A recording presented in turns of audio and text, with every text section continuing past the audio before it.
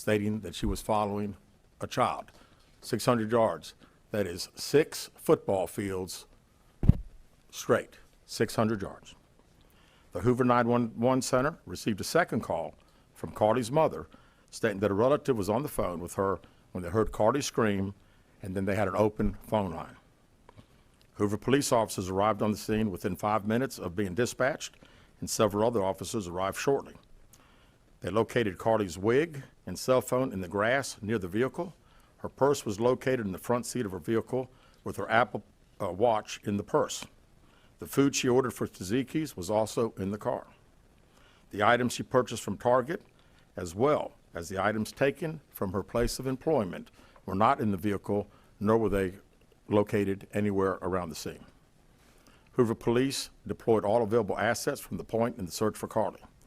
Additional resources were called in to include our own drone unit, crime scene investigators. Numerous detectives responded to the scene. Throughout the day Friday, officers from surrounding local and federal agencies assisted Hoover police in the search for Carlee Russell.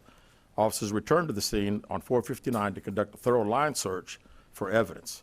K-9 teams from the Jefferson County Sheriff's Department responded to check for any sign of Carlee, the child that she claimed to see, and anything else that could be considered evidence in this case. Those searches all turned up empty. Private citizens, including search parties organized by her family, friends, began looking everywhere that they could to find any trace. These searches took place throughout the day Friday and again on Saturday, yielding nothing. At 10:44 p.m. on July 15th, the Hoover 911 Center receives a call from Carlee's residence stating that she returned home on foot. In subsequent investigations, detectives obtained surveillance footage of Carlee walking down the sidewalk alone prior to arrival at her residence. She was conscious and speaking with paramedics when she was transported to UAB. Detectives were able to obtain a brief statement from her prior to being treated and released. During the statement, she told detectives that while traveling down the interstate, she saw a baby walking down the side of the road and called 911. She stated when she got out of her vehicle to check on the child, a man came out of the trees and mumbled that he was checking on the baby.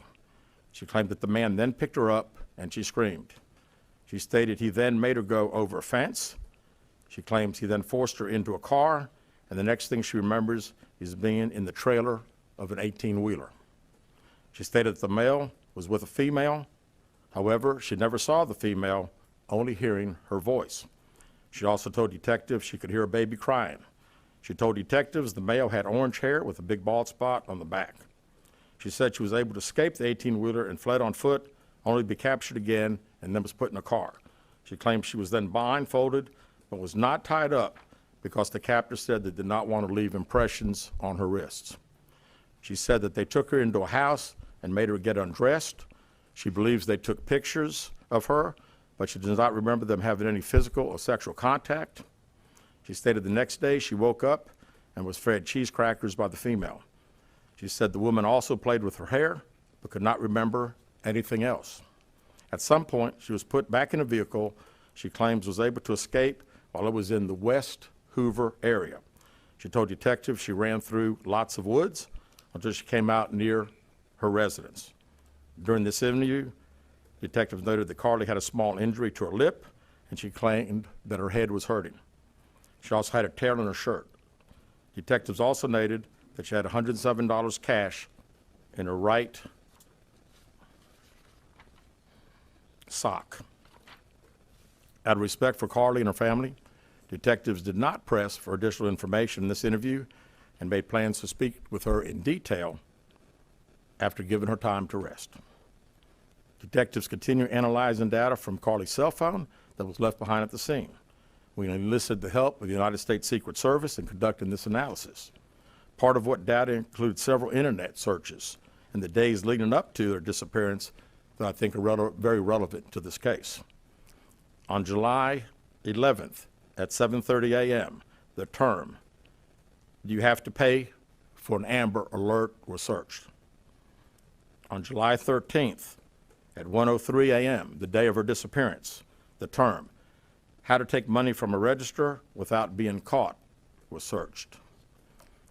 On July 13th at 2:13 a.m., the day of her disappearance, The term Birmingham Bus Station was searched. On July 13th, 2:35 a.m., a search for a one-way bus ticket from Birmingham to Nashville was conducted with a departure date of July 13th. On July 13th at 12:10 p.m., a search for the movie Taken, a film about abduction, was conducted. There were 2 searches related to Amber Alerts on a computer at Carlee's place of employment, including one regarding the maximum age of an Amber Alert. There were other searches on Carlee's phone that appeared to shed some light on her mindset, but out of respect for her privacy, we will not be releasing the content of those searches at this time. We've asked to interview Carlee a second time, but have not been granted that request. As you can see, there are many questions left to be answered, but only Carlee can provide those answers. What we can say is that we've been unable to verify most of Carlee's initial statement made to investigators, and we have no reason to believe that there is a threat to the public safety related to this particular case. Thank you very much.